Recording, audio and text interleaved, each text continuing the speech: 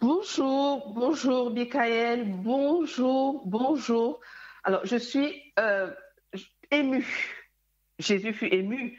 Je suis émue parce que, j'écoutais la louange qui est passée avant et je disais, je ne sais pas si j'ai le droit, je vais demander à Michael, avant que je ne partage le pain de ce matin, si elle pouvait élever la voix vers le ciel, vers l'univers, pour demander à l'Esprit de Dieu de descendre, effectivement, en chantant le 123. Je suis vraiment rassurée que je suis au bon endroit, que effectivement il y a des âmes, il y a des vies, il y a des situations qui sont présents et que le Saint-Esprit de Dieu va effectivement nous bénir.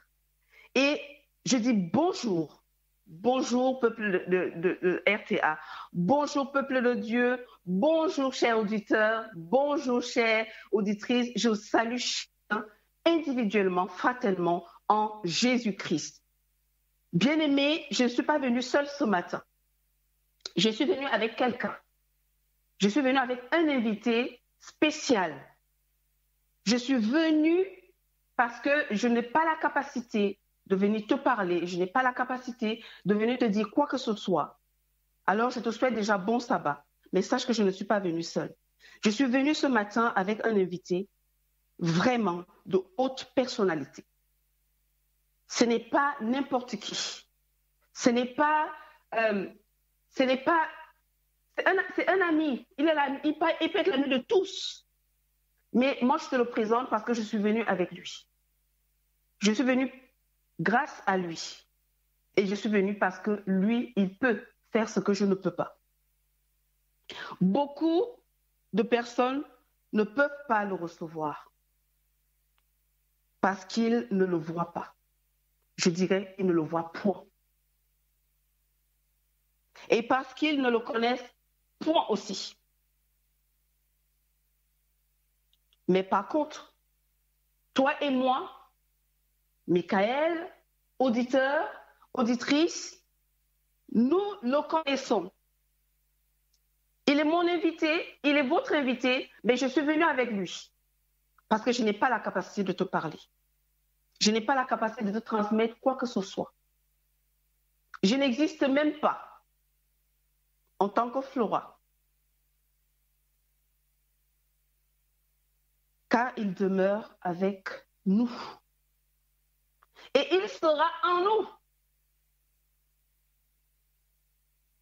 Je l'ai invité à être non seulement avec moi, mais en moi et sur moi, pour que moi je lui laisse juste ma bouche, mon corps, mon être entier, mes émotions, mes sentiments. Je ne parlerai pas d'intelligence parce que je n'en ai pas, de capacité, je n'en ai pas. Donc je lui donne juste cette carapace que je suis et qu'il fasse son œuvre. Ici, j'invite le Saint-Esprit. J'invite l'Esprit de vérité en ce jour de sabbat. Merveilleux jour, jour de fête, jour de vie, jour de repos, jour de, comment dirais-je, de bien-être, de tout ce que nous voulons comme restauration, délivrance, résurrection. Oui, c'est un jour où on renaît, c'est un jour où effectivement la semaine a été compliquée, mais c'est un jour où tout redémarre. Tout ne redémarre pas le premier jour de la semaine, mais tout redémarre le jour du repos. C'est là où tout redémarre.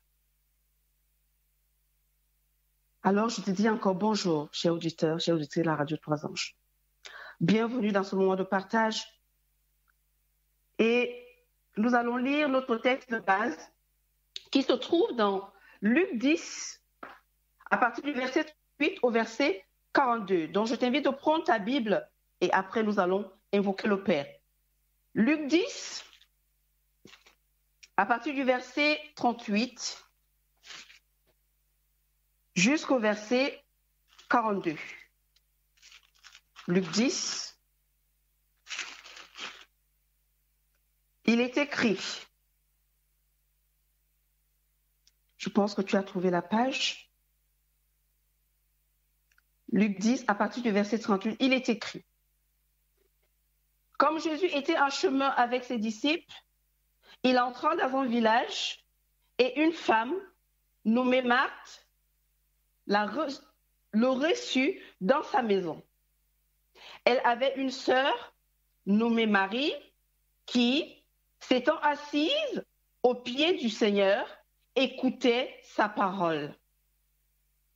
Verset 40, Marthe, occupée à divers soins domestiques, survint et dit, « Seigneur, cela ne te fait rien que ma sœur me laisse seule pour servir? Dis-lui donc de m'aider. » Le Seigneur lui répondit, « Marthe, Marthe, tu t'inquiètes et tu t'agites pour beaucoup de choses. Une seule chose est nécessaire. Marie a choisi la bonne part qui ne lui sera point ôtée. » Amen. Amen à la parole de Dieu. Amen à la parole de Jésus. Amen à la parole de vie. Amen à la parole qui transforme. À la parole qui est vivante, fidèle, mais qui va nous faire grandir avec elle jusqu'à un niveau où, on a entendu dans la louange tout à l'heure, et donne au coupable le bonheur suprême. Dans un des chants, il a été dit cette phrase. Et donne au coupable le bonheur suprême. Le thème du partage de ce sabbat est l'essentiel. L'essentiel. Alléluia. Prions le Seigneur. Notre Père qui est dans les cieux, ton nom est saint.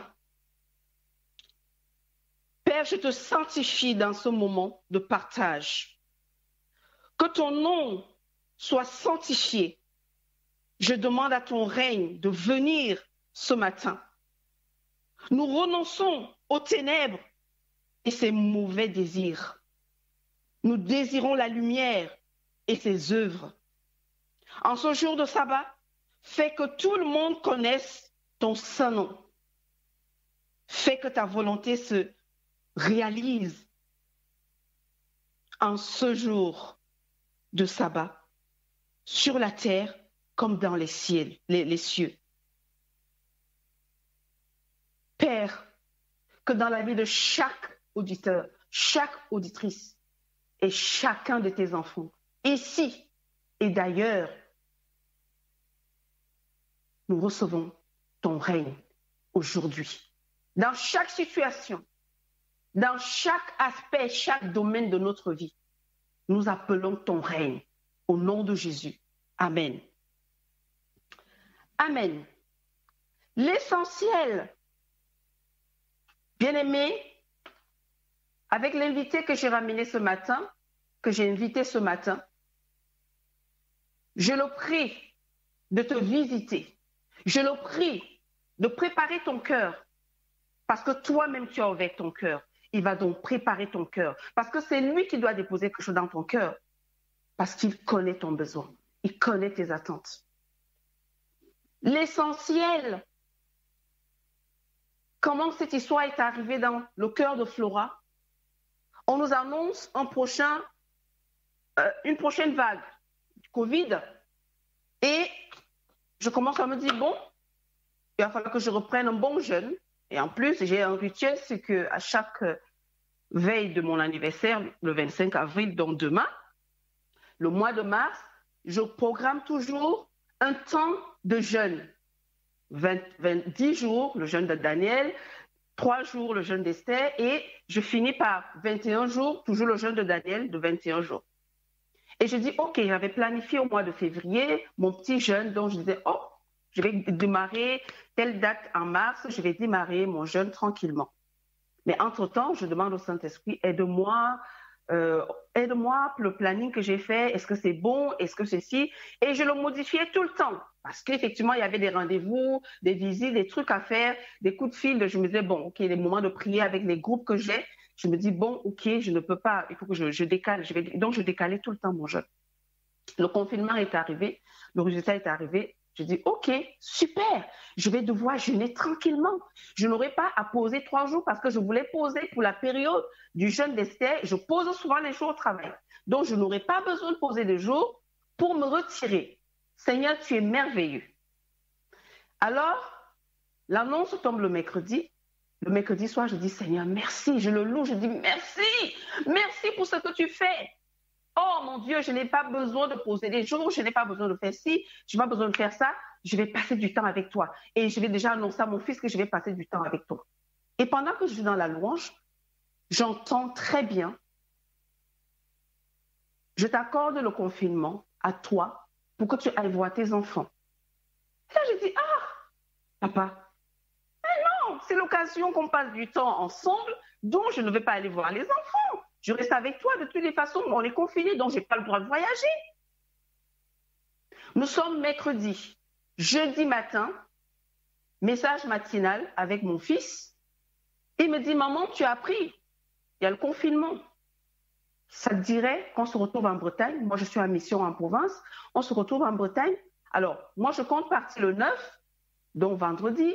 Bah, toi, tu peux partir lundi. Je dis, ah non, je reprends envie de faire un non, non. Pas du tout, parce que voilà, j'ai des choses à faire. Donc, je pense à mon organisation de jeunes. Pourtant, papa m'a dit qu'il faut que tu ailles voir les enfants. Il a parlé au fils.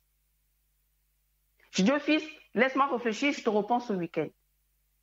Le week-end, il m'écrit, maman, alors, est-ce que tu t'es décidé? Parce qu'il faut que je prenne les billets.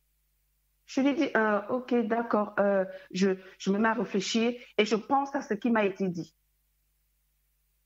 L'essentiel m'a été dit, donc l'essentiel est en moi. L'essentiel n'est pas à l'extérieur. Ce que mon fils dit confirme ce qui est à l'intérieur. Ça veut dire que l'extérieur va vivre ce que l'intérieur va dégager.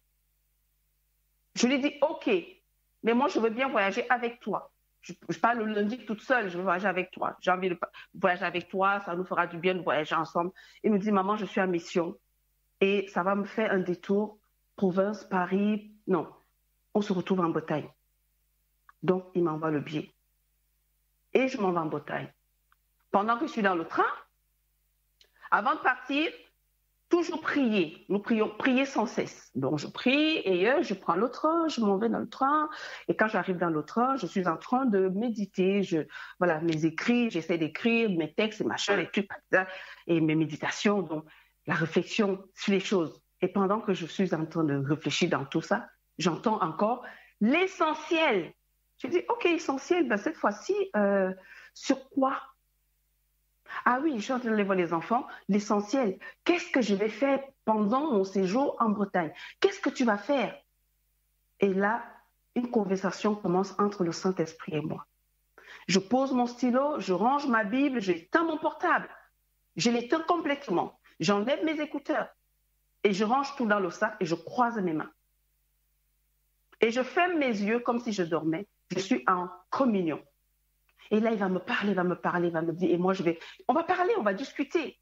Et arrivé, je pose la question, mais c'est quoi l'essentiel alors?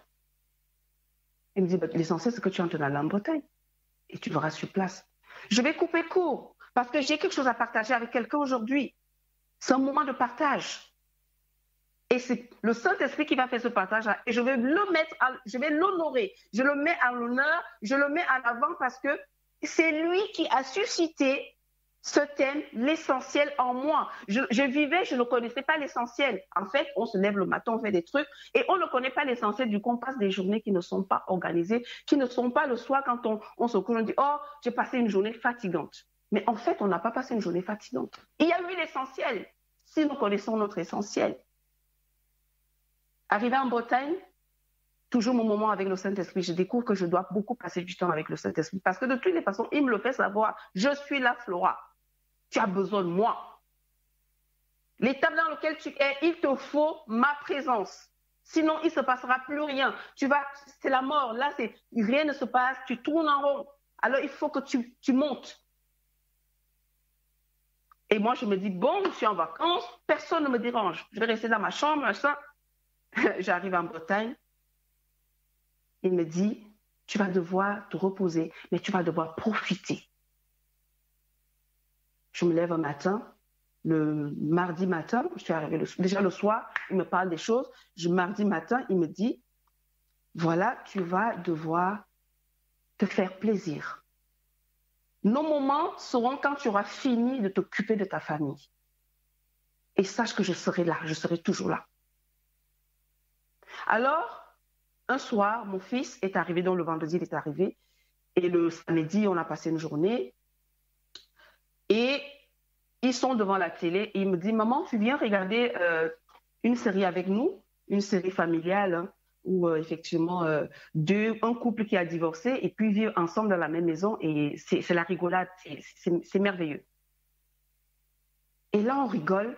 Le lendemain, et ainsi de suite. Et je me rends compte que le Saint-Esprit m'a apprendre que l'essentiel dans la vie, qu'on soit croyant ou non croyant, ou qui qu'on soit, nous devons toujours viser l'essentiel. Et Dieu le Père l'a fait.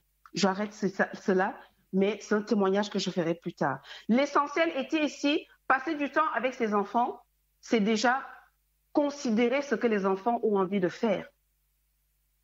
Même si nous sommes croyants, moi j'ai voulu faire ma religieuse. Le Saint-Esprit m'a dit, avec moi, il n'y a pas de religion. On va à l'essentiel. Et en plus, il a de l'humour. On va à l'essentiel. Dieu, le Créateur, est allé à l'essentiel. Genèse 1 nous révèle quelque chose. Dieu, notre Père, notre Créateur du ciel et la terre, le Tout-Puissant, le grand Créateur, l'alpha et l'oméga, celui qui sait tout, celui qui peut tout. Le livre de Genèse nous dit ceci. Au commencement, Dieu créa les cieux et la terre. Le verset 2 dit ici, la terre était informe et vide. Il y avait des ténèbres à la surface de l'abîme et l'Esprit de Dieu se mouvait au-dessus des eaux.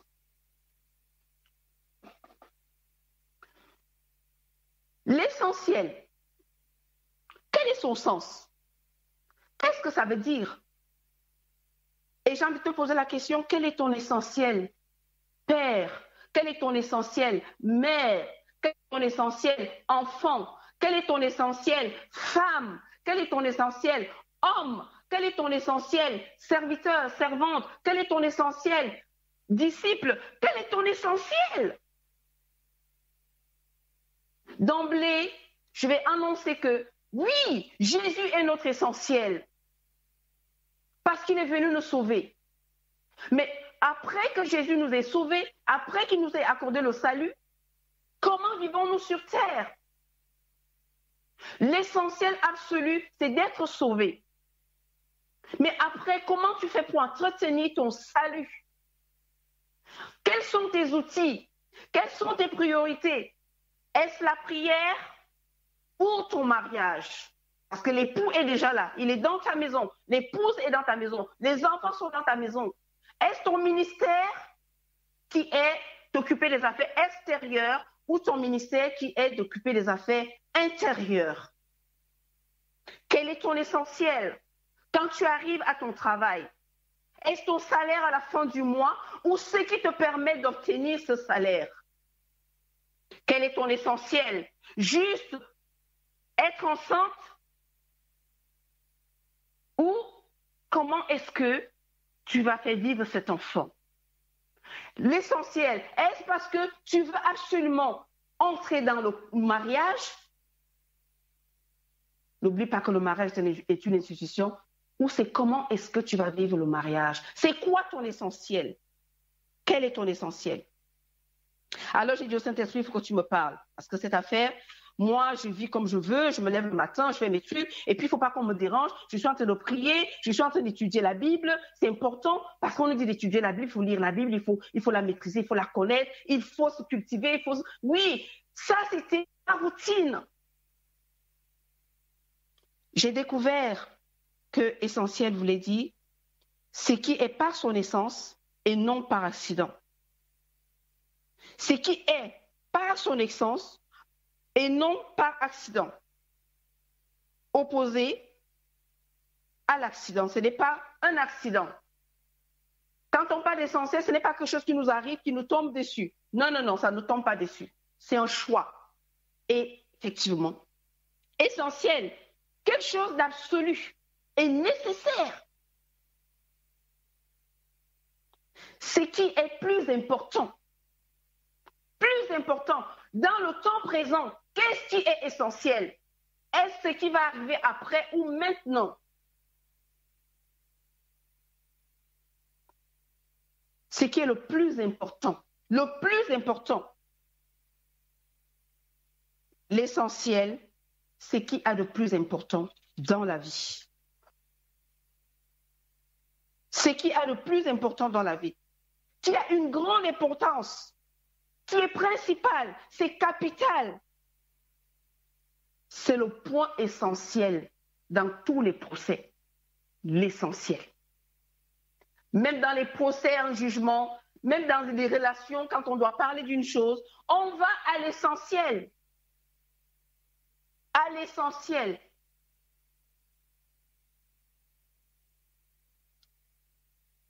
Oui, Dieu même, le Créateur, est allé à l'essentiel. La définition simple que j'ai trouvée sur l'essentiel, qui est indispensable pour que quelque chose existe, quelque chose qui existe déjà. Ça veut dire que ce n'est pas un truc qu'on va aller chercher ailleurs. Ce n'est pas, tu vas dire, oui, mais je vais en venir. L'air est essentiel à la vie. L'air est essentiel à la vie. L'air que nous respirons. Mais est-ce que l'air que nous respirons, nous créons l'air? L'air existe déjà. Maintenant, si je veux respirer, j'étouffe. L'essentiel, c'est d'aller vers l'air.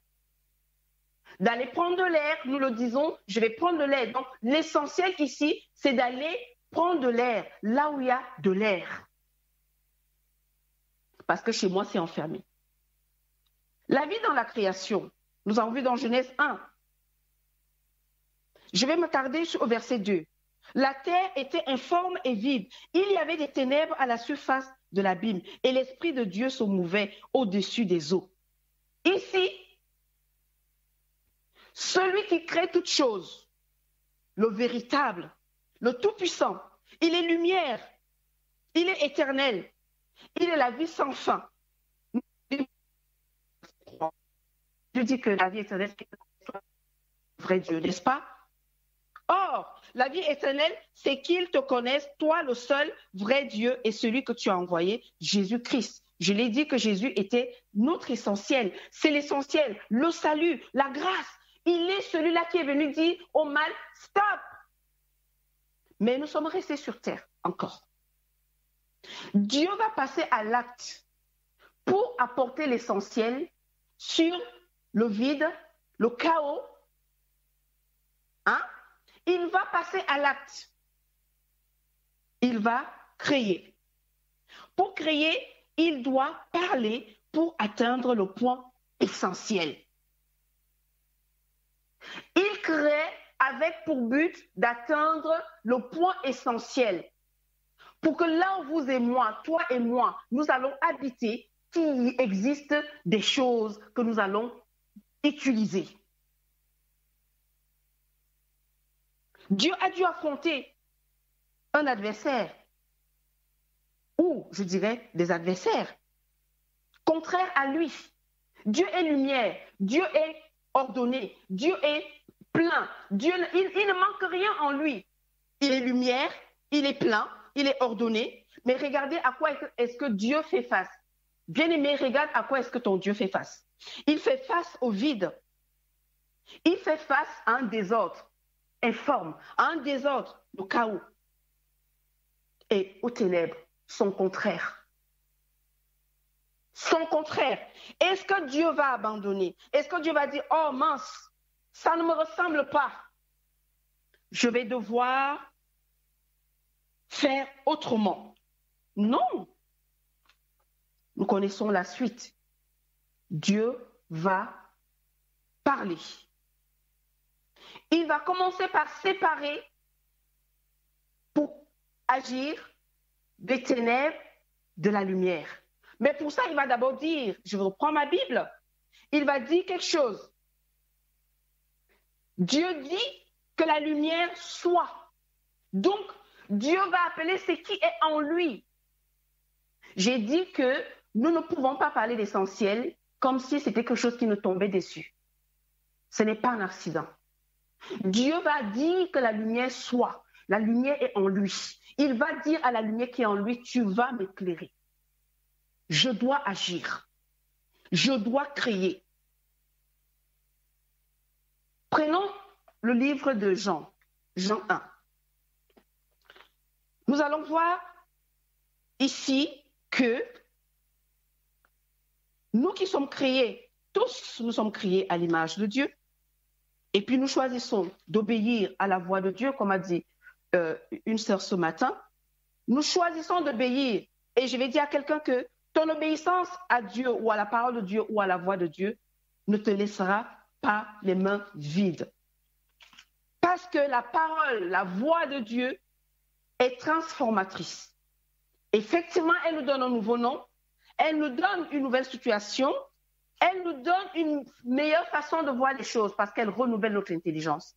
Elle renouvelle notre système de pensée. Il est dit dans Jean 1, je vais lire, au commencement était la parole et la parole était avec Dieu et la parole était Dieu. Elle était au commencement avec Dieu. Toutes choses ont été faites par elle et rien de ce qui a été fait n'a été fait sans elle. En elle était la vie, vie. Et la vie était la lumière des hommes. Je commence là, mon partage. Et la lumière et la lumière et la vie, pardon, la vie et la vie était la lumière des hommes. La lumière, Dieu a un but à atteindre. Il va créer une nouvelle race. Et il commence à mettre en place ce qui va permettre à cette nouvelle race de vivre une vie meilleure. Mais il ne le fait pas seul. Il le fait avec une équipe merveilleuse. La parole, le Fils, la lumière en elle-même, ou la force, comme nous voulons, le Saint-Esprit et le Créateur lui-même. Donc les trois vont s'associer pour donner à toi et moi un avenir meilleur. Donc l'essentiel.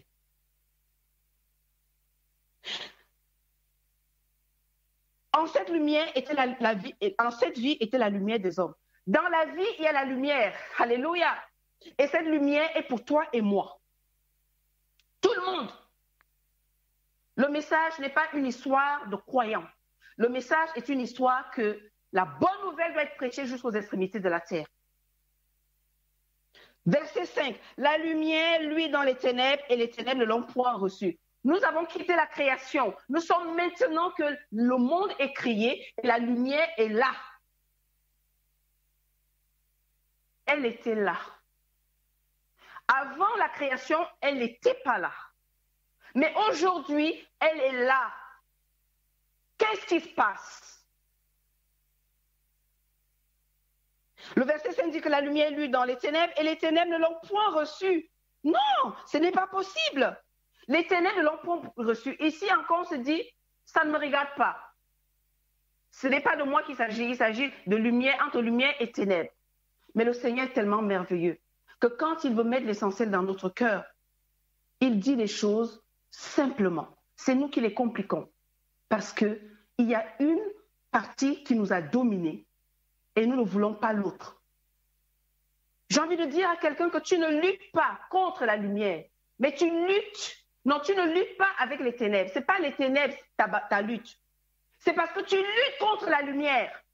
En fait, la lumière vient, elle t'éclaire, mais tu luttes contre elle. Tu ne veux pas aimer, tu ne veux pas pardonner, tu ne veux pas être patient, tu ne veux pas être dans la joie. Tu chasses la joie. Quand quelqu'un te ramène la joie, pourquoi tu rigoles? Quand quelqu'un veut t'aimer, mais pourquoi tu m'aimes? Quand quelqu'un te dit pardonne-moi, oh pourquoi? Pourquoi? Avec ce que tu m'as fait, quel est ton essentiel?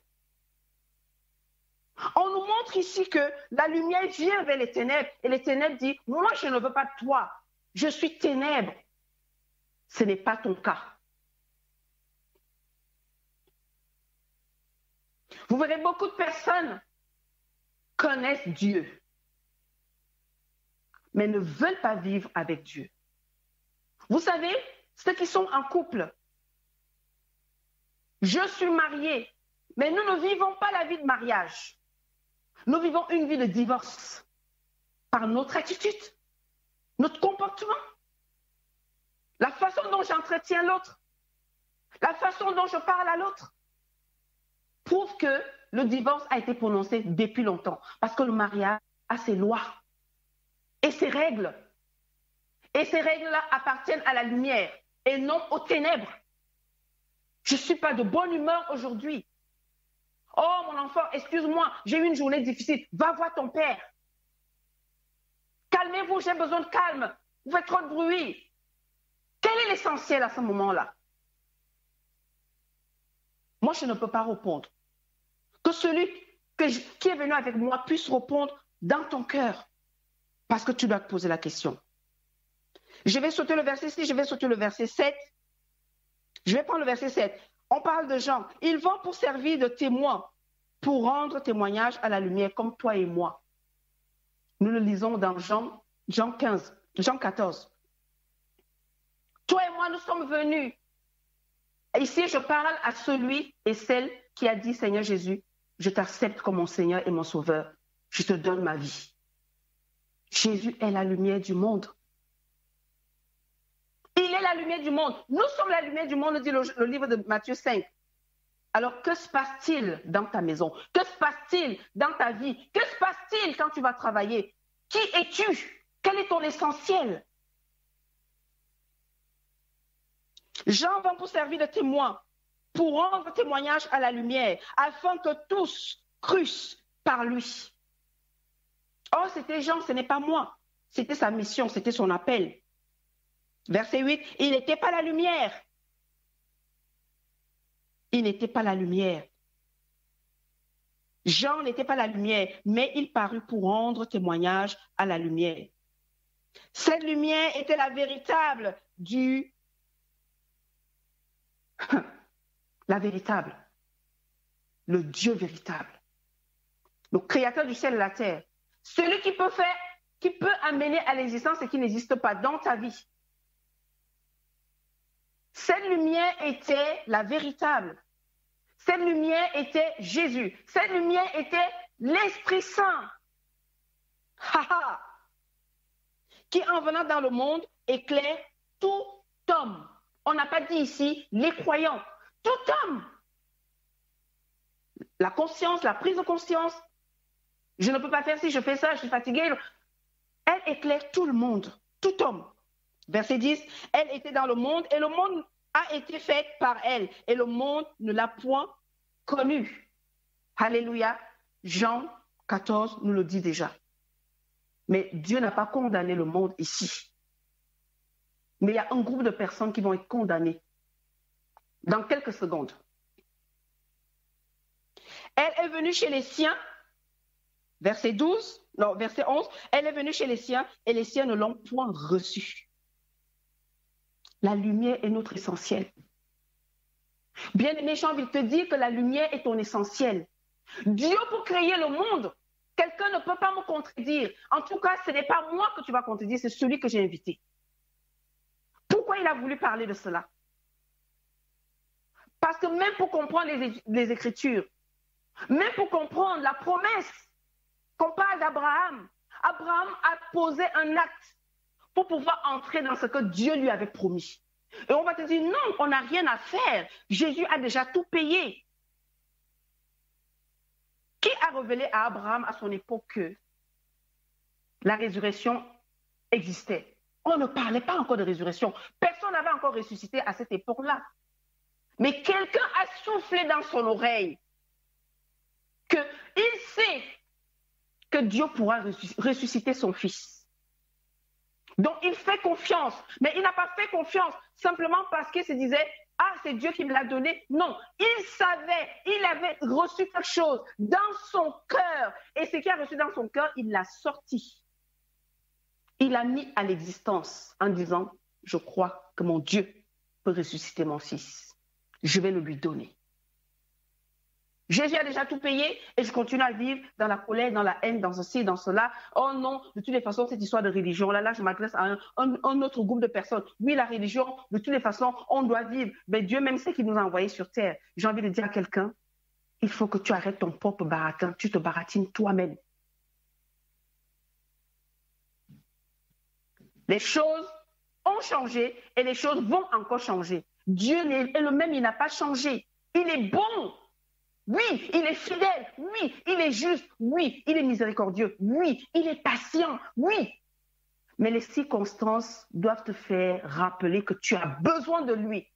Et tu as besoin de lui confier ta vie par son Fils. Et que tu as besoin de prendre la lumière afin qu'elle t'éclaire dans chaque aspect, chaque domaine de ta vie, de peur que tu ne te retrouves en train de dire « si je savais ». Parce que l'essentiel ne le dit pas. Quand on prend l'essentiel, on n'a pas de regret. Ni à la fin de la journée, ni après 11 ans passés dans une relation où la lumière n'a jamais éclairé, ni après on s'est engagé dans 1000 choses qu'on mate pour n'aboutir à rien, à l'incrédulité, à ne pas croire que Jésus est la résurrection, à ne pas croire que celui qui a été avec toi depuis toute son enfance et qui aujourd'hui est en train de faire des choses que tu entends qu'il fait, il peut changer ta situation de ton frère. Parce que c'est la même Marthe. Oh Seigneur, accorde-moi quelques minutes. Je dois partager l'histoire de Marie.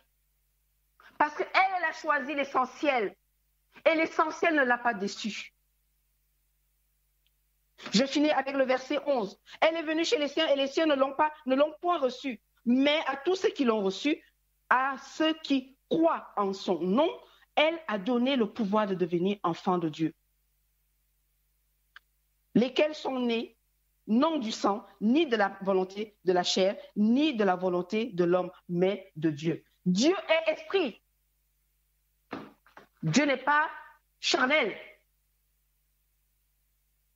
La lumière va nous donner la capacité d'agir comme Dieu lui-même agit. Alors ici, j'avance.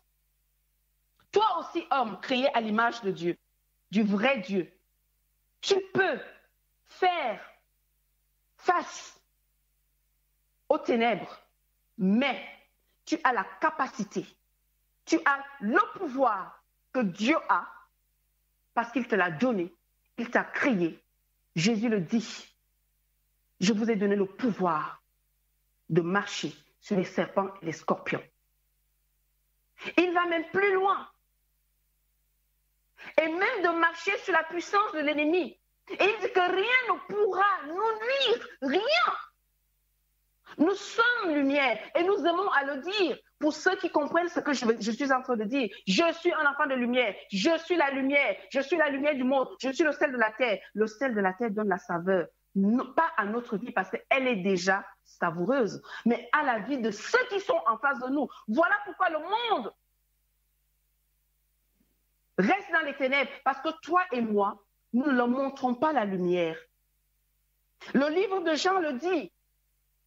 Et le livre de Jean dit que le monde ne connaît point. Hein? Il ne peut pas recevoir parce qu'ils ne connaissent point, parce qu'ils ne voient pas. Alors je m'arrête à ne voir pas. Pourquoi ils ne voient pas? Parce que toi et moi, nous ne vivons pas la lumière, nous ne vivons pas l'essentiel. Quand nous sommes avec eux, nous ne vivons pas l'essentiel. On va s'asseoir et on se met à prier. Est-ce que c'est le moment de prier? Jésus priait tôt le matin. Il priait tard le soir.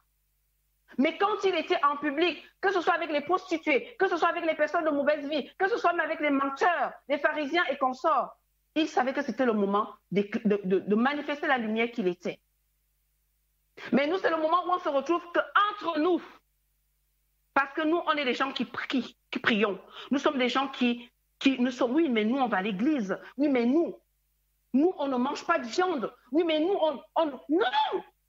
Non, mes amis. Non. Dans chaque aspect, chaque domaine de notre vie, il y a un problème. Nous voulons transmettre le message des 3 anges. Chaque aspect, chaque domaine de notre vie doivent être revus. Homme, tu peux faire face à toutes ces choses que ton Créateur a fait. Les ténèbres, le vide, le chaos, que ce soit dans ton couple, dans ton travail, dans ta vie avec tes enfants, dans chaque aspect, chaque domaine de ta vie, tu peux faire face.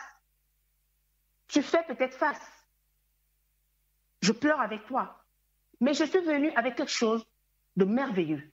C'est de te dire que si tu fais face à une situation aujourd'hui, quel est ton essentiel face à cette situation? Quel est ton essentiel? Si Dieu, le Créateur, qui n'a pas besoin de prendre du temps ou de réfléchir, s'est retrouvé face aux ténèbres et qu'il a décidé de faire ce qu'il avait à faire, tu peux le faire aussi. Tu peux faire comme le Créateur, parle, déclare la parole, appelle à l'existence ce qui est essentiel. Pour cette situation, je veux dire, fais venir le règne de celui qui est au-dessus de ta situation. Jésus l'a fait, Élie l'a fait, beaucoup l'ont fait, Josué l'a fait, même des femmes l'ont fait, Anne l'a fait, beaucoup l'ont fait. Ce n'est pas juste pour avoir un enfant, mais c'est une situation. Et je voudrais qu'on regarde auprès d'une femme qui a compris ce que c'était que l'essentiel. Nous allons reprendre Luc 10 et nous lirons à partir du verset 41 pour voir effectivement cette personne qu'on nous présente là et nous allons voyager pour voir comment est-ce qu'elle va évoluer avec l'essentiel qu'elle a choisi ce jour-là, de passer du temps au pied du maître. Donc, je parle ici de Marie. Nous avons vu que Marthe, Jésus lui dit, Marthe, tu t'agites. Tu t'agites un peu trop, bien-aimée. Et tu perds ton temps sur beaucoup de choses. Marie a choisi la bonne part, qui ne lui sera pas ôtée. Il n'a pas dit repris, mais ôté. D'accord? Qui ne sera pas ôté, qui ne sera point ôté. Une seule chose est nécessaire. Marie a choisi la bonne part. Je voudrais qu'on aille dans le livre de Jean 20. Voyons un peu, Jean 20. Prends ta Bible. Oui, Jean 20 nous parle.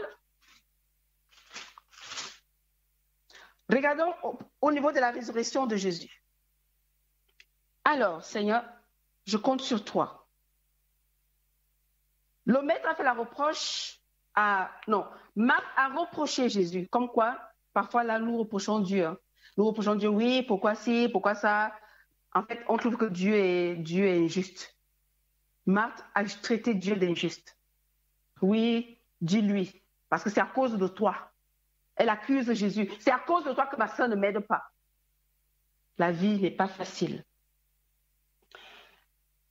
Jean 20, à partir du verset 1, le premier jour de la semaine, Marie de Magdala se rendit au sépulcre dès le matin, comme il faisait encore obscur, et elle vit que la pierre était ôtée du sépulcre. Verset 2, elle courut vers Simon-Pierre et vers l'autre disciple que Jésus aimait et leur dit, ils ont enlevé du sépulcre le Seigneur et nous ne savons où ils l'ont mis.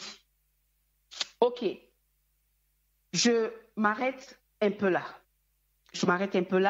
Et je voudrais prendre encore un autre verset dans le livre de Matthieu. Je vais aller dans Matthieu 28, toujours sur la résurrection, sur la même histoire, pour montrer que quand nous avons choisi l'essentiel, nous ne serons jamais déçus.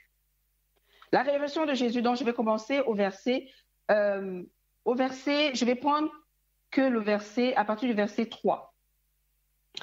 Le verset 2. Et voici, il y eut un grand tremblement de terre, car un ange du Seigneur descendit du ciel, vint rouler la pierre et s'assit dessus. Verset 3. Son aspect était comme l'éclair et son vêtement blanc comme la neige. Verset 4. Les gardes tremblèrent de peur et devinrent comme morts. Mais l'ange prit la parole et dit aux femmes, pour vous, ne craignez pas, car je sais que vous cherchez Jésus qui a été crucifié. L'essentiel ne va jamais vous décevoir. L'essentiel va toujours vous mettre en chemin des personnes ou des choses qui vont vous permettre de toujours trouver l'essentiel. L'essentiel est comme quelque chose qui est scellé. Quand je cherche l'essentiel, j'obtiendrai toujours le meilleur. je vais dire que l'essentiel va être évolutif, mais nous ramènera toujours au plus haut. Marie avait choisi la bonne part et cette bonne part ne lui a jamais été ôtée. Pourquoi Marie a choisi cette bonne part? En Jésus se trouve l'essentiel pour sa vie éternelle et la vie en abondance. Dans Jean 10, il nous a dit que Jésus déclare que je suis venu pour que les brebis aient la vie. Il n'a pas dit mes brebis. Pour que les brebis, je continue toujours comme Jean 1. Jean 1 n'est pas en train de dire ici que Dieu a apporté la lumière dans le monde pour les chrétiens ou pour les croyants ou pour ceux... Non, pour le monde. La lumière était dans le monde et le monde n'a pas voulu. Donc tout le monde. Et Jésus déclare aussi dans Jean 10, il dit que il est venu pour que les brebis, ce n'est pas mes brebis, pour que les brebis soient, que les brebis aient la vie, dans la vie éternelle, et qu'elles soient dans l'abondance. Quelle abondance? Abraham était dans l'abondance matérielle et spirituelle. Toi et moi, nous sommes dans quelle abondance? Amertume, critique, jugement, mépris, pauvreté. Parce qu'une fois qu'on n'a pas déjà le caractère de Dieu, on est pauvre. Une fois qu'on ne reconnaît pas que Dieu est, nous sommes pauvres. La pauvreté est d'office déclarée. Jésus va dire deux choses, que les brebis aient la vie et qu'elles soient dans l'abondance. Cette vie Zoé qui est dans son sang, cette vie éternelle qui est en Dieu. Luc 8.2, le livre de Luc 8.2 nous dit un truc. Luc 8, verset 2. Je suis toujours sur Marie de Magdala. Luc 8, verset 2, il est écrit. Et on nous donne le récit des 12 femmes qui suivaient Jésus. Marie de Magdala est là. L'essentiel va te conduire à la délivrance.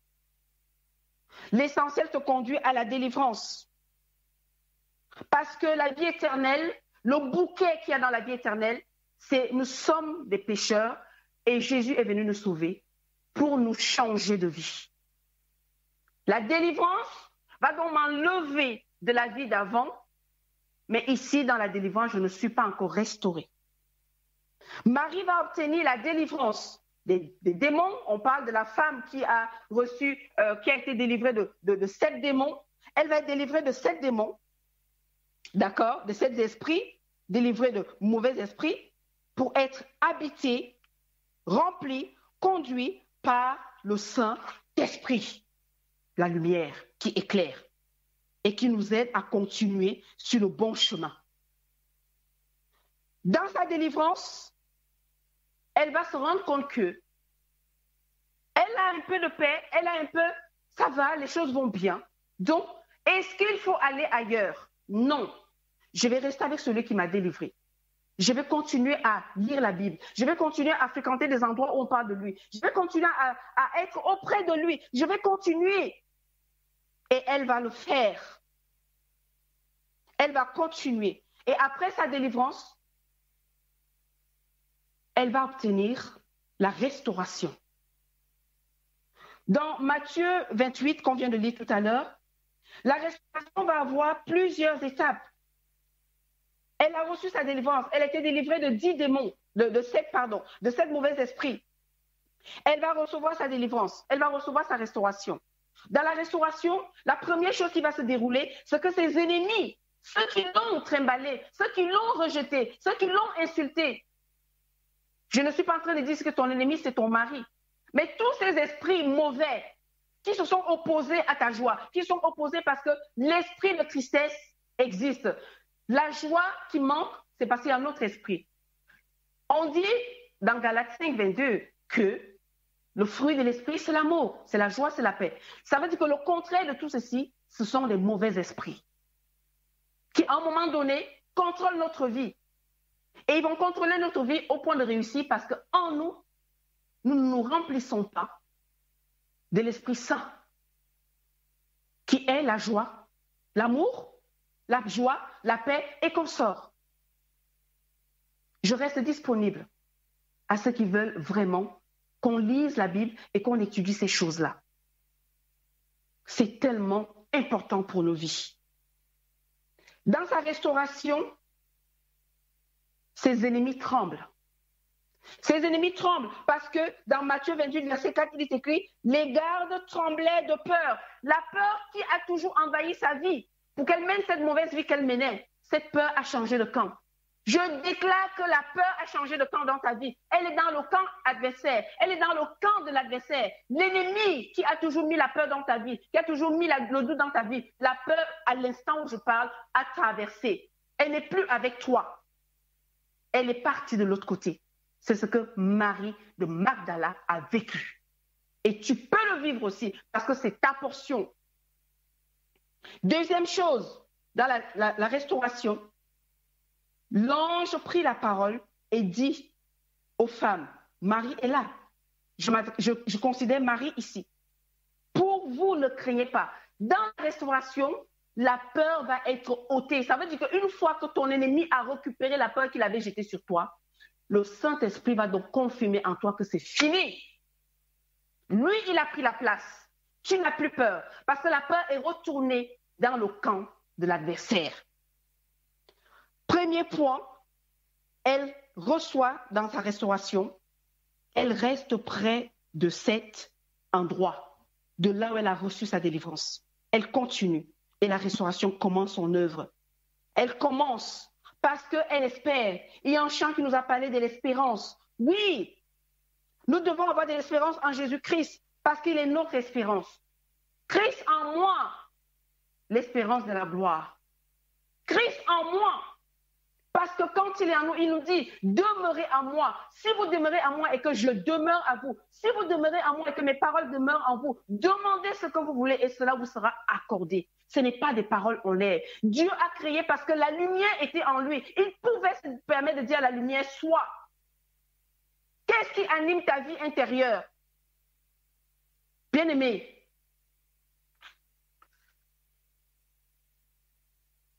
la première étape de la restauration, elle te donne la persévérance. Deuxième étape, là je suis au verset 2 de Jean. Deuxième étape, au verset 2 de Matthieu 28. Deuxième étape, on peut voir les choses d'en haut de la restauration. Je vais dire ici, on a la révélation, puisque les anges vont lui parler. Les anges vont lui parler. Au tombeau de Jésus, les anges vont lui parler. Elle a la révélation. On va lui révéler qui tu cherches. Déjà, même ta vie, ne t'inquiète pas, tu n'as plus peur. N'aie plus peur, parce que la peur a changé de camp. Donc, elle a cette révélation. On va lui dire, mais celui que tu cherches, il n'est pas là. Le verset 13, dans la troisième partie, elle est dans la dimension céleste où le ciel est ouvert sur sa tête. Les anges lui communiquent des choses qu'elle ne pouvait pas imaginer. Parce qu'elle est venue en pleurs. Elle est venue, je veux voir mon maître. Où est-il? Qu'est-ce qui s'est passé? Elle pleure. Les anges lui parlent de celui qu'elle aime. Qui aimes-tu? Bien-aimé, qui aimes-tu? Quel est ton essentiel quand tu parles de sentiments? Quel est ton essentiel quand tu parles d'émotions? Tes émotions sont tournées vers qui?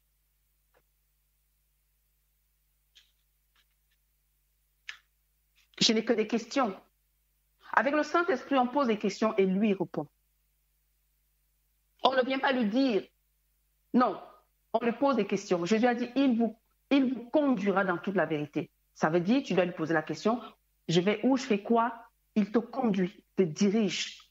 Il vous parlera de toutes choses et il vous enseignera ce que je vous ai dit.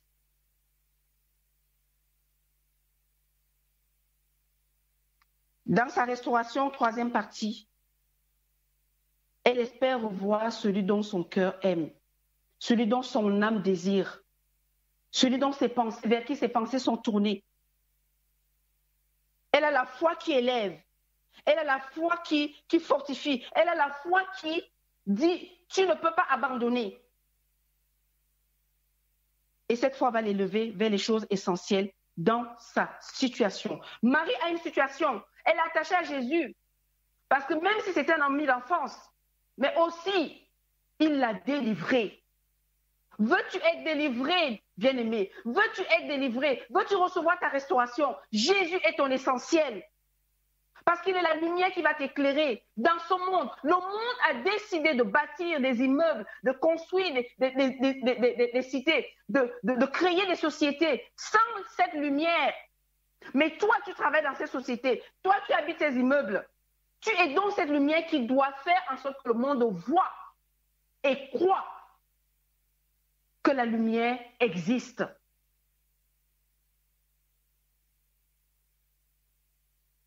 Demandons et l'on nous donnera. Cherchons et on trouvera. Frappons et on nous ouvrira. Elle est venue au tombeau. Et c'est ce qu'elle a posé comme acte. Et elle a reçu des réponses. Car quiconque demande, reçoit. Elle a reçu une réponse. Elle va recevoir plus que ça d'ailleurs. Celui qui cherche trouve. Elle va trouver. Et l'on va lui ouvrir. Parce qu'elle a frappé. La résurrection, le tombeau est ouvert. Mais Jésus est ressuscité. Est-ce que Jésus est ressuscité seulement? Est-ce que Jésus seul est ressuscité? Non. Mais aussi pour Marie, c'est la résurrection. Cette femme adultère. Cette femme à qui tout le monde a jeté la pierre. Sa vie est ressuscitée avec Christ. Le ciel est ouvert pour Jésus parce qu'il doit retourner vers le Père. Mais le ciel est ouvert aussi pour Marie parce que les anges lui parlent. Le livre de Colossiens 3, versets 1 à 4, nous dit ceci.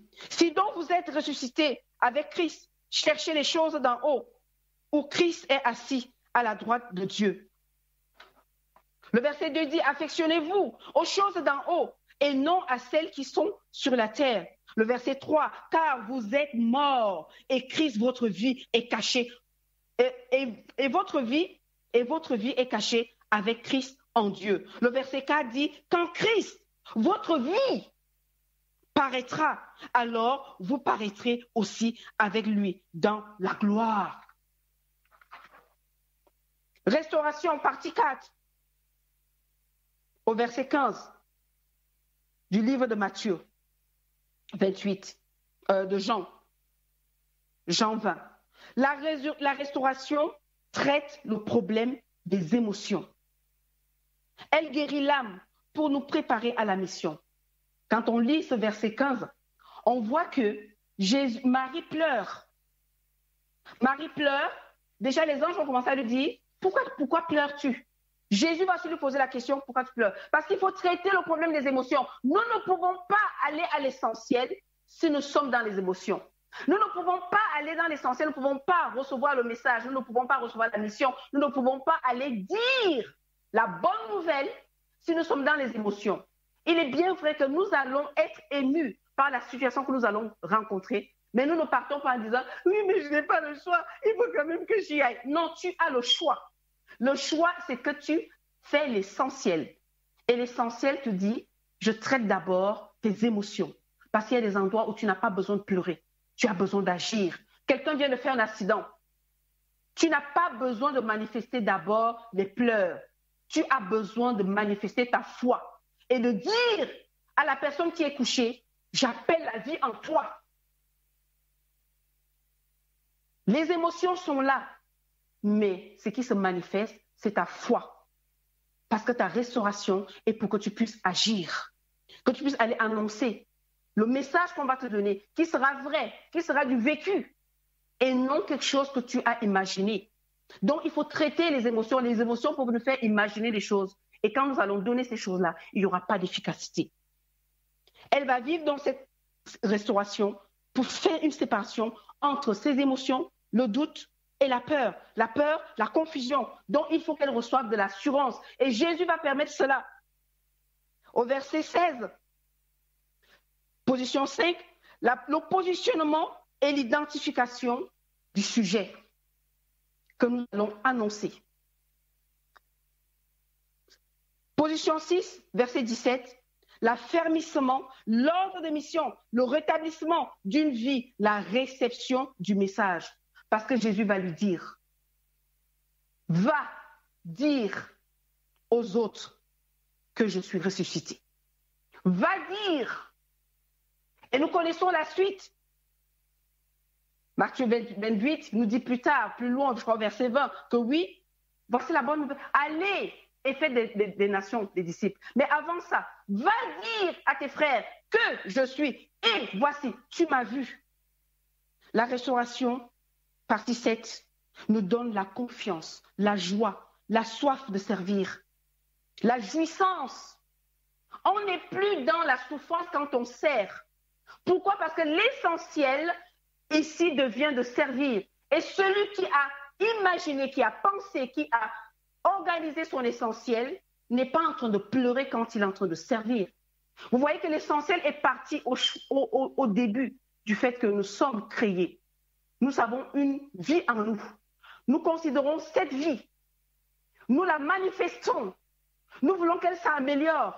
Nous prenons ce qui est en nous. Dieu a mis son esprit en nous. Nous nourrissons cet esprit. Nous permettons que cet esprit grandisse. Nous permettons que cet esprit nous éclaire. Et Dieu va nous donner tout ce qu'il faut, sa parole, pour qu'effectivement nous soyons nourris, pour que nous puissions grandir, pour que nous puissions être élevés, pour que nous puissions le représenter, pour que nous puissions vivre. Il a envoyé son Fils pour nous sauver et pour nous montrer que c'était possible, qu'en tant qu'humains, nous étions capables. L'essentiel nous a été donné dès la création. Et pour la vie de tous les jours, oui, nous irons au ciel. Matthieu 16 dit, crois au Seigneur Jésus que tu seras sauvé. Oui, si tu crois baptisé, tu es sauvé. C'est vrai. Mais qu'allons-nous faire de ceux qui nous entourent? Notre essentiel, même dans notre propre maison, est-ce que nous conjuguons que le salut? Oui, le salut est le point essentiel. Maintenant, comment je fais pour conduire mon fils, ma fille, et même ceux qui n'ont pas encore accepté Christ, ceux qui ne sont pas encore baptisés, comment je fais pour leur conduire à cet essentiel qui est le salut? Oui, accepter Jésus, c'est vrai. Mais ils ont besoin d'une motivation. 1 Jean 5 nous dit quelque chose, c'est que Dieu dit que il faut qu'ils aient le témoignage. Ça veut dire qu'ils doivent avoir en eux quelque chose qui leur dit, OK, je vais accepter ce Jésus-là parce que ce que j'ai vu là, il faut un témoignage. Et Dieu est prêt à faire en eux un témoignage, mais il faut les intercesseurs.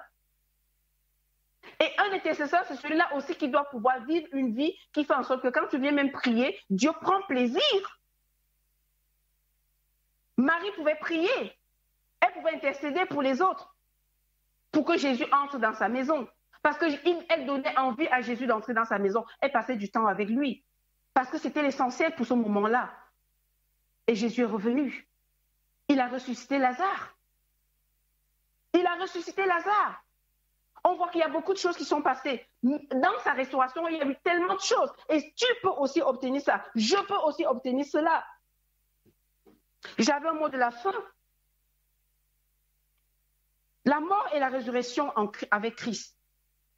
Christ est notre vie. Notre vie n'est pas sur la terre. C'est en effet ce que dit l'apôtre.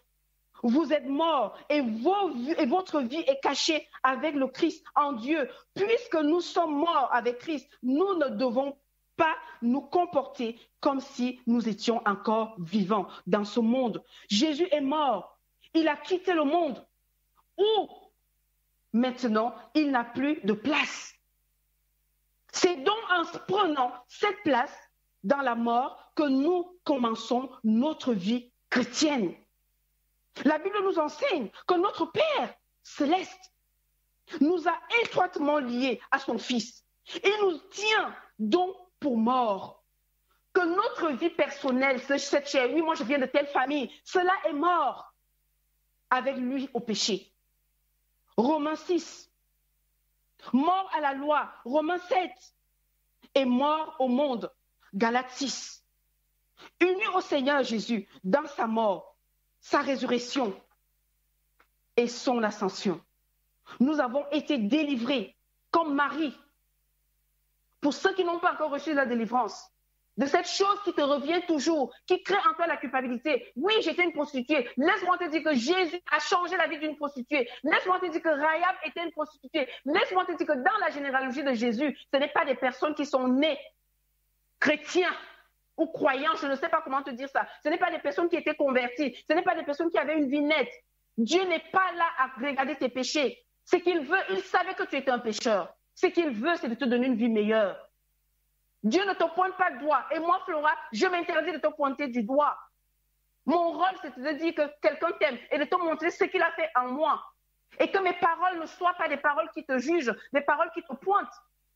Que le Saint-Esprit m'aide à ne pas être celle-là qui vient apporter la bonne nouvelle, mais qui pointe du doigt. Ça ne servira à rien de frustrer encore un cœur frustré. L'essentiel n'est pas de frustrer, l'essentiel est de dire, j'ai fait des choses aussi horribles, plus horribles que toi, mais Jésus n'a pas regardé à cela. Il est venu me chercher. Et j'ai été délivrée, comme Marie Magdala, elle a été délivrée de son monde et amenée dans une nouvelle position et dans une nouvelle place. Il peut donc être dit, nous, vous n'êtes pas dans la chair, mais dans l'esprit. Si du moins l'Esprit de Dieu habite en vous. Romains 8, verset 9. Notre vie n'est donc pas moralement dans ce monde, même si nous sommes physiquement sur la terre, car nous sommes morts au monde et notre vie est cachée avec le Christ en Dieu. Nous nous élèverons au-dessus des circonstances si nous détournons nos regards de tout ce que nous voyons pour fixer les yeux sur Jésus, en haut, au ciel où il est maintenant. Le livre d'Éphésiens nous dit que nous avons été bénis de toutes bénédictions spirituelles qui sont dans les lieux célestes en Christ. En nous souvenant qu'il est notre vie. Alléluia. Jésus est notre vie. Et en lui, il y a donc cet esprit. Parce que j'aime la composition de la Trinité. Le Père est esprit, le Fils est esprit et le Saint-Esprit lui-même esprit. Esprit de vie, souffle, esprit de. Nous voyons que l'esprit est pas avec grand E. Ils composent tous. Jésus était rempli du Saint-Esprit. Il quitte, il remplit Jésus, il dit allons en mission. Donc Jésus vit une vie selon, il est sur terre, mais il vit une vie selon le ciel. Et toi et moi, c'est notre part, c'est notre portion. Nous devons donc nous souvenir qu'il est notre vie et que notre vie est aussi là-haut. Quelle puissance cela nous donnera sur la convoitise de nos yeux, de la chair, la convoitise des yeux et l'orgueil de la vie. Prions. Prions le Père céleste qu'il nous donne la capacité, parce qu'il nous a créés à son image, la capacité de vivre selon cette image, son image qui est en nous, et de prendre tout ce que lui, il a, pour pouvoir agir, pour pouvoir aller à l'essentiel, pouvoir faire l'essentiel, choisir l'essentiel, regarder l'essentiel, et ne pas s'attarder aux choses qui nous perdent le temps. Marthe s'est multipliée sur les choses qui perdent le temps. Même parfois dans le ministère, nous nous multiplions sur des choses qui perdent le temps, qui ne vont pas droit au but. Le but d'un ministère, c'est d'apporter la bonne nouvelle, c'est d'aller changer les vies et non se comparer à d'autres ministères. Le but du fait que nous avons été créés, sauvés, c'est de pouvoir aller dire aux autres. Ne pas pointer du doigt, mais de rester à côté d'eux et de les écouter. Et que le soir, nous pleurons devant le Père en disant, Père, tu m'as délivré, tu m'as sauvé. Mais j'ai vu ma collègue, j'ai vu ma sœur en problème. Au lieu de pointer du doigt, au lieu de passer des messages qui découragent, qui démoralisent, sans savoir qu'est-ce que cette personne vit déjà. Marthe parle, mais elle ne sait même pas ce que sa sœur vit. Est-ce qu'elle savait que sa sœur a été violée? Que quelqu'un avait volé sa virginité et qu'elle ne pouvait pas vivre cette relation-là parce que c'était un homme marié. Elle ne le savait pas. Elle se basait juste sur le fait que non, il faut préparer, il faut recevoir. Mais Marie avait un autre problème. Elle avait besoin d'être guérie. Elle savait que la loi interdisait cela, mais qu'un homme avait volé sa virginité. Un homme avait détruit sa vie. Elle savait que tout ce qui lui restait, c'était de se rapprocher du Seigneur. Sinon, elle finissait prostituée. Elle l'a essayé une fois. Mais il a fallu que le Seigneur la délivre à nouveau. Que le Père nous préserve. Que le Saint-Esprit qui m'a accompagné ce matin te visite et qu'il te fasse du bien. Qu'il te montre l'essentiel, qu'il te conduise vers l'essentiel et que cette situation ne reste plus la même. Parce que ton ennemi aujourd'hui, la parole que je déclare aujourd'hui, c'est que ton ennemi reçoit tout ce qu'il a versé sur toi. Tout esprit qui t'animait, esprit de peur, de doute, d'incrédulité, cet esprit qui t'anime en disant que tu ne peux pas donner ta vie à Jésus, ou cet esprit qui t'anime en disant que tu as raison, que toi, ton message est bon et que le message de notre ministère n'est pas bon et que ce que l'autre fait, que cela soit mis à plat par le Saint-Esprit pour que Jésus puisse œuvrer avec toi, pour que le Père puisse être glorifié par ta vie sur terre et que le Saint-Esprit puisse être reconnu comme celui-là qui conduit, qui dirige et qui ne puisse plus être oublié parce qu'il est oublié. Et c'est pour cela, nous ne pouvons pas fonctionner avec la lumière parce qu'il manque l'activateur. Que le Père nous fasse grâce et qu'il ait pitié de nous. Je rends grâce au Père pour le ministère de la Radio 3 Anges. Je rends grâce à notre Dieu, notre Père, notre Créateur, pour sa bonté manifestée envers ce ministère. Et je lui demande, je témoigne d'ailleurs, je lui dis, Père, je témoigne de ta grandeur pour ce ministère. Et je demande au Père, Père, bénis ce ministère. Bénis ce ministère en bénissant la vie de ceux qui ont accepté de te faire confiance. Bénis-les comme tu as béni Abraham. La bénédiction d'Abraham n'était pas la foi. La bénédiction d'Abraham était le matériel. La bénédiction d'Abraham, c'était de posséder sur cette terre des vies. Alors que la Radio 3 Anges possède tout le matériel nécessaire, tous les ouvriers nécessaires. Et je vais dire que toutes les vies qui se connectent à la Radio 3 Anges soient transformées à l'image de Dieu, à l'image de Jésus. Et que leur vie glorifie le nom de Dieu et témoigne à la Radio 3 Anges pour que le ministère continue à élever le nom de Jésus-Christ. Amen. Amen.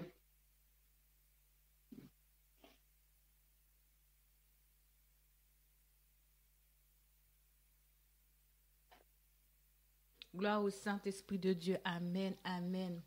Merci Seigneur pour ce beau repas, pour ce repas que le Seigneur nous a envoyé. Auditeurs, auditrices de la Radio 3 Anges, je vous invite à chanter le 357. Poursuivons notre course avec persévérance et que rien ici-bas n'entrave notre ardeur, car déjà apparaît le but. 357 et puis après nous demandons à Flora de faire la dernière prière pour nous. Poursuivons notre course avec persévérance et que rien ici-bas n'entrave notre ardeur. Déjà paraît le but, ô sublime espérance. Regardons à Jésus. Regardons à Jésus, couronnant le vainqueur. Regardons à Jésus, couronnant le vainqueur. Si la route parfois est ardue et sévère, supportons vaillamment fatigues et douleurs, quand le chemin des cieux doit passer au calvaire. Regardons à Jésus. Regardons à Jésus, couronnant le vainqueur. Regardons à Jésus, couronnant le vainqueur. si l'ennemi cruel nous attend au passage, s'il cache sous nos pas des pièges destructeurs, s'il trouble notre foi, ne perdons pas courage. Regardons à Jésus, regardons à Jésus, couronnant le vainqueur. Regardons à Jésus, couronnant le vainqueur. Et quand viendra pour nous la fin de la carrière, si l'ombre de la mort enveloppe nos cœurs, cherchant encore en haut l'éternelle lumière, regardons à Jésus, regardons à Jésus, couronnant le vainqueur. Regardons à Jésus, couronnant le vainqueur. Amen. Amen. On laisse Flora pour la dernière prière. Amen, amen. Oui, regardons à Jésus. Oui, parce que Jésus-Christ est notre essentiel. Il est notre source, la source de la vie. Prions. Au nom de Jésus-Christ, Père céleste, une fois encore, nous te rendons toute la gloire. Nous te rendons grâce pour ton grand amour manifesté pour nous en Jésus-Christ. Nous te rendons grâce pour ce don ineffable que tu nous as fait. Jésus-Christ, crucifié, mort, mais Jésus-Christ, ressuscité. Jésus, ton Fils, est mort avec nous et ressuscité avec nous. Père, comment ne pas te remercier? Comment ne pas te dire, tu es notre Dieu? Comment ne pas te dire, tu es éternel? Oui, aide-nous à garder les yeux fixés à Jésus. Merci, Père, parce que tu nous as donné le Saint-Esprit afin qu'il nous conduise dans toute la vérité. Saint-Esprit, aide-nous à demeurer en Christ, parce que tu es venu pour nous révéler Christ. Tu es venu pour nous parler de Christ. Tu es venu pour nous montrer la grandeur de son œuvre. Tu es venu pour nous dire que son passage sur terre a peut-être duré 33 ans, mais que c'était toute notre vie. Il y en a qui ont vécu plus longtemps que Jésus sur cette terre. J'ai 49 ans demain. Jésus n'a pas eu 49 ans. Alors, Saint-Esprit, gloire à toi. Nous voulons t'honorer, nous voulons te bénir. Nous te désirons, nous t'appelons, parce que nous voulons que tu nous amènes à Christ. Que tu nous conduises à ses pas pour que nous puissions recevoir cette transformation qui nous est donnée. Car le Père nous a prédestinés, il nous a justifiés, et il nous a aussi glorifiés en Christ parce qu'il nous a donné la capacité d'être transformés à l'image de son Fils. Alors, Saint-Esprit, nous avons besoin de toi pour pouvoir retrouver cette image, pour vivre la lumière. pour aller à l'essentiel. Nous voulons être éclairés. Nous gardons nos yeux fixés sur Jésus. Mais avec ton aide, Saint-Esprit, nous ne les rabaisserons pas. Parce que nous garderons les yeux sur l'essentiel, notre essentiel, Jésus, notre essentiel. Gloire au Saint-Esprit, gloire à Dieu, le Père, gloire soit rendue à Jésus-Christ, notre frère, notre Seigneur, notre Sauveur, notre Rédempteur, notre ami, notre Maître, notre Roi. Alléluia. Merci Jésus, notre essentiel. Merci Jésus, l'essentiel de la radio Trois Anges. Merci Jésus, l'essentiel de chaque auditeur, chaque auditrice de la radio Trois Anges. Merci Jésus pour ton œuvre. Merci pour ton humilité. Merci pour ta patience. Merci de nous avoir laissé le consolateur, le conseiller, le conducteur. Merci parce que tu n'as pas eu besoin de rester avec nous parce que tu nous envoyais le meilleur. Merci Père. Père éternel, nous te disons encore merci. Mes frères et sœurs se joignent à moi pour te dire merci. La radio Trois Anges te dit merci pour tous tes bienfaits, pour tout ton amour, pour toutes tes bénédictions, pour toutes tes grâces et pour ta faveur qui nous conduit, que nous trouvons en toi et vers toutes les personnes vers qui nous avons quelque chose à prendre. Merci Père pour tout cela. Nous te disons merci. Peuple de Dieu, recevez la bénédiction de l'Éternel. Que la grâce, la paix, l'abondance en toutes choses vous accompagne tout au long de cette nouvelle semaine et que vos vies en Christ soient toujours dans l'abondance au nom de Jésus. Amen.